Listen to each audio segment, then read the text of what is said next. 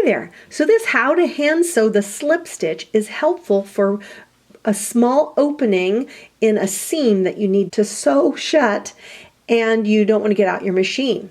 So I use my threaded needle. In this case I have a double thread and knotted in the end, and I'm going to bring my needle up through the fabric so that the knot is hidden in between that opening in my throw pillowcase. In this case is what I'm sewing shut.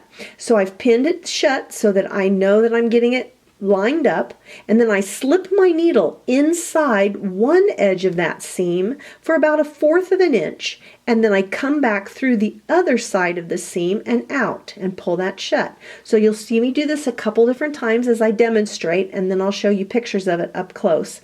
So I slip it inside one edge, come out through the other, and pull the stitch shut.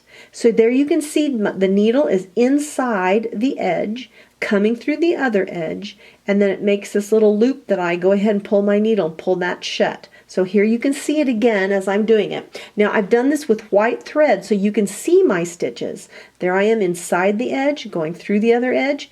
Oh, get that pin out of the way, and then pull that shut. So you can see it only because it's white thread. It's almost an invisible stitch. I really like the stitch. It's very handy if you don't have a machine close by. Now to end my seam, I make a small stitch, I go through the loop and pull it shut, and I do that twice.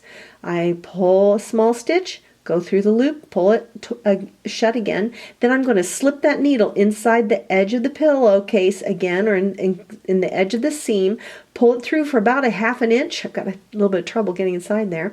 And then clip my thread so that the tail of my thread is inside the seam. You wouldn't see it.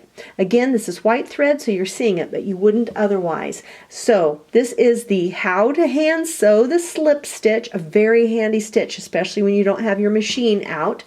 Come on over to Welcome to Nana's for more tutorials and crafts. Come join the fun.